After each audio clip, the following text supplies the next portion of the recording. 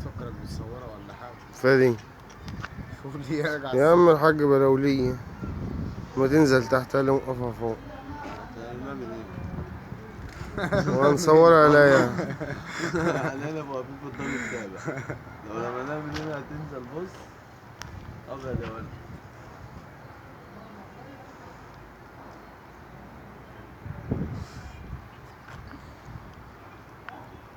خلاص بقى. الجنب اللي فيه الكاميرا ده مش هيجيب. اللي في الشمس دي اللي هيجيب احلى ده.